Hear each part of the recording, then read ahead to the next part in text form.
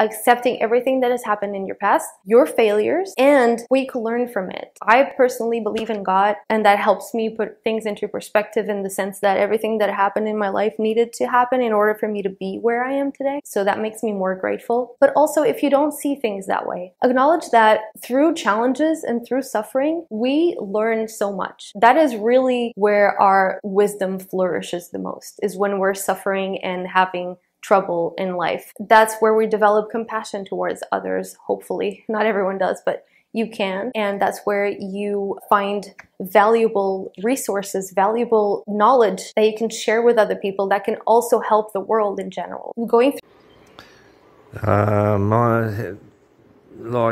don't want to be too hard on this young lady, but I'm going to hazard a guess that what she considers to be life's travails and struggle, the average man would laugh at, and I think the red-pilled man would, I don't want to say, but I don't think that this woman has ever really suffered any real hardships in life at all.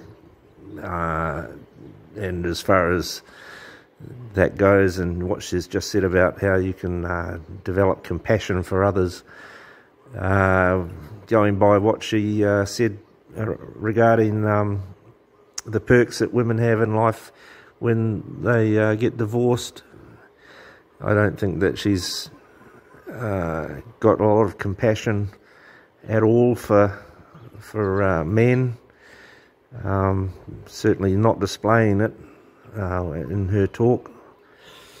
Through suffering and trial is not all just to be discarded. It is a really important thing for us, and it is something valuable. So whatever suffering you went through, don't disregard it as just being a failure in your life, because a lot of people that succeed have to fail a lot before they succeed. If you disregard all of that and all of those learning experiences, you're doing yourself a disservice. It's a better strategy, in my opinion, to look at those failures and see what kinds of special nuggets can you take from them as valuable resources and things that you've learned that allowed you to be the person that you are today at a much better standing, hopefully. Someone who has more knowledge, more wisdom, who's stronger, who's braver. That is a good thing for us, I believe, to be able to dissect our failures and to extract whatever is useful for us. So accept your life exactly as it is, failures included. And if there is something that you want to do in your life, if there is an image of yourself that you would want to be, if you don't like your life, whatever it is, know that your life isn't over. Even if you're watching this video and you're 70, your life isn't over if you're still alive. So whatever time you have left, whatever age you are, you can still completely radically change your life. You can still accomplish dreams that you have never accomplished before. There is no limit to what human beings can accomplish. It's pretty remarkable what we can do. And so,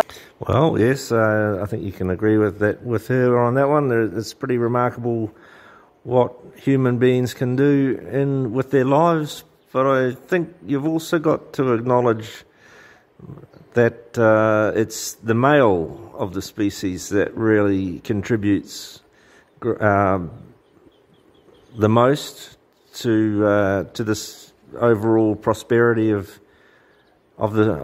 humans on the planet, and if you just do a little tiny mental exercise about what names you can name that have actually made an outsized contribution to life on this planet, I can think of two women.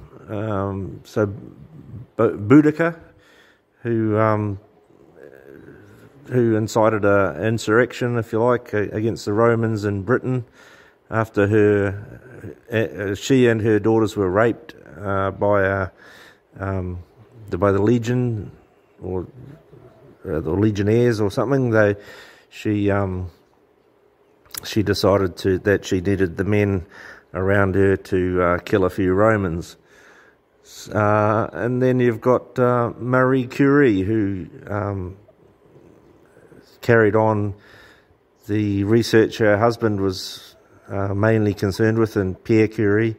Now, Marie Curie, yes, she got a degree at Paris University, Sorbonne, I think it was, and she worked with her husband, who was tragically killed by a horse and carriage, and she continued the research on after his death, and that's pretty much what she's famous for.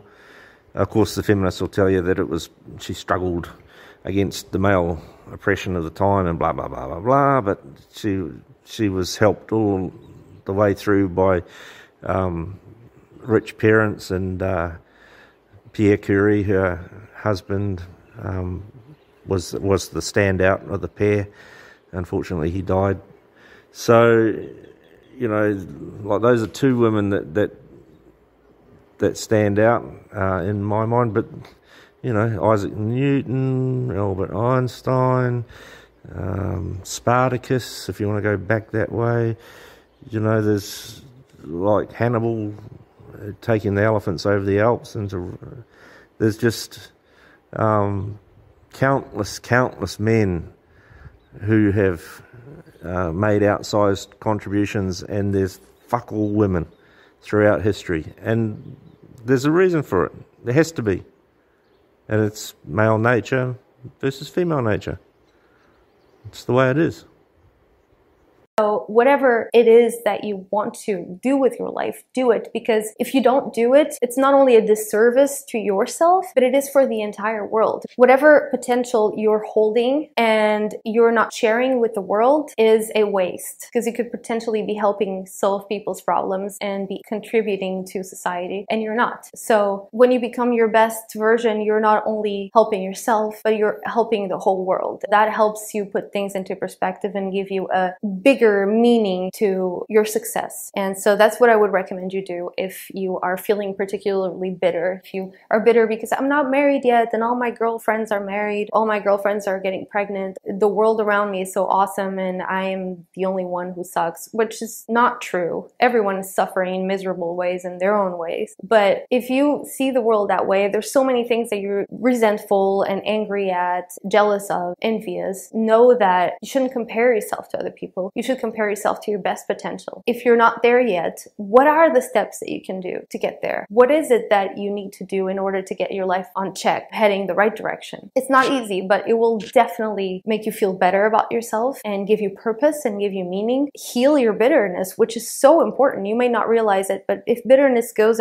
unchecked, it can cause a lot of issues. Not only physical issues, because your health will deteriorate thanks to it, but it will also create a lot of damage because you will be ruminating on negative emotions all day. It might lead you to become someone angry that wants to commit some sort of crime. That's all I'm saying. So there's a bit of an insight into the female mind, jealousy and envy, and all my friends are getting married and having babies and I'm not there yet. And, you know, if you're going to be bitter, then you're not going to get married and have babies. It's, you know, like, I don't think any man's ever had that thought in his head. All my friends are getting married and having babies, and I'm jealous and envious of it.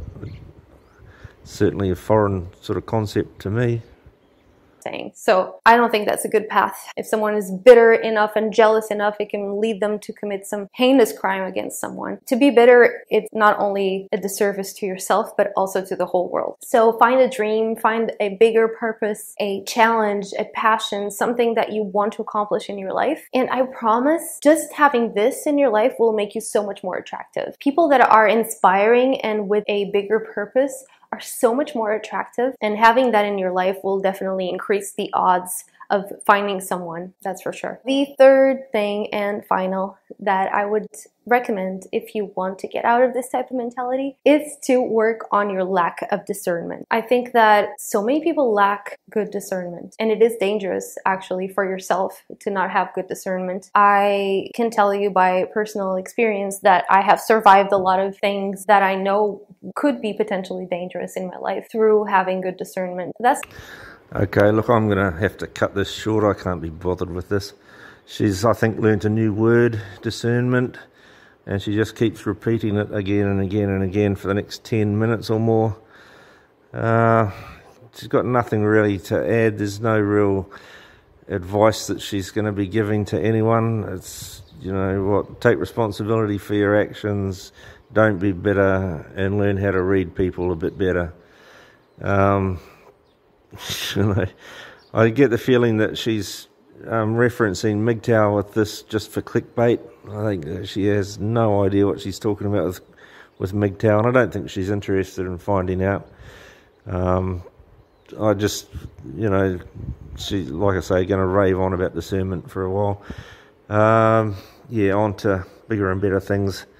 I wish the young lady all the best in the world with her life and her discernment and her getting over her bitterness, and maybe she will eventually find what she wants in life. I hope so.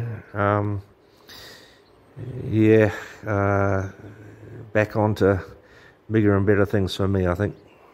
It's not something that I was just naturally born with. I wish, but it took me a lot of suffering and a lot of analyzing people's behaviors in order to understand who I know I can trust or